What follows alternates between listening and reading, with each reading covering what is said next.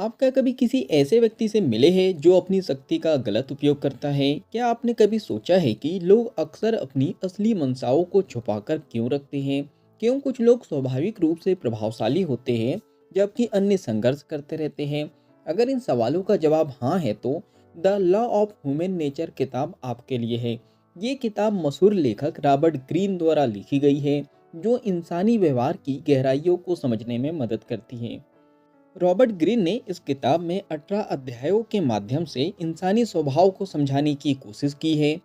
ये किताब न सिर्फ हमारे अपने व्यवहार को समझने में मदद करती है, बल्कि दूसरों के छिपे इरादों को भी पहचानने में सहायता करती है।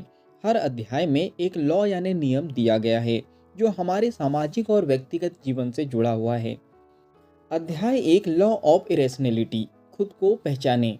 भावनाओं का नियंत्रण। हमारी भावनाएं हमारे फैसलों को प्रभावित करती हैं। अगर हम अपनी भावनाओं को नियंत्रित करना सीख ले तो तर्क संगत और विवेकपूर्ण निर्णय ले सकते हैं। अध्याय दो, द लॉ ऑफ नार्सिसिज्म यानी आत्ममुग्धता का नियम। स्वयं को जाने। हर व्यक्ति में एक हद तक आत्ममुग्धता होती है। खुद को पहचाने और आत्ममुग्धता से बचे। दूसरों की भावनाओं को समझने की कोशिश करें। अध्याय तीन, the law of role playing यानी भूमिकाओं का नियम। मुखौटे के पीछे का सच। लोग अक्सर असली चेहरे को छुपाकर मुखौटा पहनते हैं। किसी के व्यक्तित्व का सही आकलन करने के लिए उनके व्यवहार के पीछे की मंशा को समझना चाहिए। अध्याय चार, the law of compulsive behaviour यानी आवश्यक व्यवहार का नियम। आदतें और उनका प्रभाव। हमारी आदतें हमारे व्यवहार को निर्धारित करती हैं। यदि आदतें नकारात्मक हो तो वे हमें बर्बाद कर सकती हैं। उन्हें पहचानें और सुधारें। अध्याय पाँच, द लॉ ऑफ कॉटसनेस यानी लालच और ईर्ष्या का नियम। लालच और ईर्ष्या से बचें। ईर्ष्या हमारे आत्मसम्मान को घटाती है। दूसरों से तुलना करने के बजाय अपनी योग्यता को पहचानें और उन्हें विकसित करें। अध्याय 6, the law of short sightedness यानी दूरदर्शिता का अभाव। दूरगामी दृष्टि। लोग अक्सर तात्कालिक लाभ के लिए गलत फैसले ले लेते हैं। दीर्घकालिक दृष्टिकोण से निर्णय लेना चाहिए। अध्याय 7, द लॉ ऑफ डिफेंसिवनेस यानी रक्षात्मकता का नियम। आलोचना से सीखे। हर कोई आलोचना से बचना चाहता है, लेकिन आलोचना को सकारात्मक रूप से लेकर अपने विकास के लिए उपयोग करें। अध्याय 8, द लॉ ऑफ सेल्फ सेबुटेज यानी आत्महानि का नियम। नकारात्मकता से बचे। हम खुद को असफलता की ओर धकेल सकते हैं। अपनी नकारात्मकता और असुरक्षाओं को पहचानें और उनसे उभरें। अध्याय 9, द लॉ ऑफ रिप्रेशन यानी दमन का नियम। अवचेतन मन को समझे। हमारी अवचेतन भावनाएं हमारे व्यवहार को प्रभावित करती हैं। उन्हें समझे और अपने अंदर की असलियत को जाने। अध्याय 10, द लॉ ऑफ इनवी यानी ईर्ष्या का नियम। सकारात्मक प्रतिस्पर्धा। ईर्ष्या को नकारात्मक रूप से ना ले, बल्कि उसे प्रेरणा के रूप में इस्तेमाल करें। अध्याय 11, द लॉ ऑफ ग्रेंडियोसिटी यानी भव्यता का नियम। अहंकार को नियंत्रित करें। अहंकार हमें वास्तविकता से दूर कर सकता है। अपनी सीमाओं को समझे और दूसरों की राय का सम्मान करें। अध्याय 12, the law of gender rigidity यानी लिंग जड़ता का नियम। लिंग पूर्वाग्रह से ऊपर उठे। अपनी सोच में लचीलापन लाए। स्त्री और पुरुष दोनों के गुणों को समझे और उन्हें अपने विकास के लिए अपनाएं।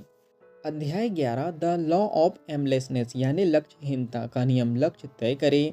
बिना उद्देश्य के जीवन निरर्थक होता है। अपने जीवन का एक स्पष्ट उद्देश्य बनाएं और उसके अनुसार कार्य करें।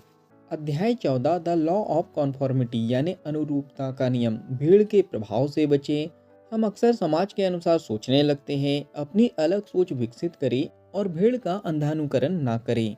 अध्याय 15, द लॉ ऑफ फिकलेसनेस यानी अस्थिरता का नियम। निष्ठा बनाए रखें। अपनी प्राथमिकताओं और मूल्यों को स्थिर रखें। अस्थिरता आपके रिश्तों को प्रभावित कर सकती है। अध्याय 16, द लॉ ऑफ एग्रेशन यानी आक्रामकता का नियम। आक्रामकता को समझे। आक्रामकता का सही उपयोग करें। इसे नकारात्मकता में ना बदलने दें। इसे अपने लक्ष्यों को पाने के लिए उपयोग करें। अध्याय 17, the law of generation myopia यानी पीढ़ीगत दृष्टिकोण का नियम। पीढ़ियों के बीच का अंतर। अलग अलग पीढ़ियों की सोच और अनुभवों को समझें। पीढ़ीगत अंतर को समझकर आप दूसरों से बेहतर संबंध बना सकते हैं। अध्याय 18, the law of death Daniel यानी मृत्यु से इनकार का नियम। मृत्यु का स्वीकार। मृत्यु से डरने की बजाय उसे स्वीकार करें। यह जीवन को समझने का एक नया दृष्टिकोण देता है। चलिए अब बात करते हैं जीवन में इन नियमों के महत्व के बारे में। ये नियम हमें न केवल दूसरों के व्यवहार को समझने में मदद करते हैं, बल्कि हमें अपने व्यक्तित्व का विकास करने में भी सहायता करते हैं। किसी भी प्रोफेशनल या व्यक्तिगत रिश्ते में इन सिद्धांतों का सही उपयोग करके हम अपने प्रभाव को बढ़ा सकते हैं। ये हमें दूसरों के इरादों को समझने और उनसे बचने में मदद करते हैं। चलिए फाइनली इस बुक समरी के निष्कर्ष पर हम पहुंच चुके हैं। The law of human nature सिर्फ एक किताब नहीं बल्कि एक मार्गदर्शिका है जो हमें इंसानी स्वभाव के जटिल पहलुओं को समझने और उनसे निपटने की कला सिखाती है। अगर आप अपने जीवन में दूसरों के साथ बेहतर संबंध बनाना चाहते हैं और खुद को बेहतर तरीके से समझना चाहते हैं तो यह किताब आपके लिए बहुत उपयोगी हो सकती है। तो क्या आप तैयार हैं इंसानी स्वभाव के रहस्यों को जानने के लिए? नीचे आप कमेंट्स बॉक्स में बता सकते हो।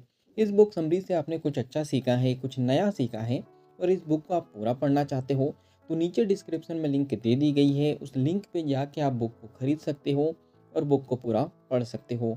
बुक समरी पसंद आई हो तो आप वीडियो को लाइक कर सकते हो, कमेंट्स करके बता सकते हो कि इस बुक समरी से आपने क्या सीखा है और आगे क्या सीखना चाहते हो।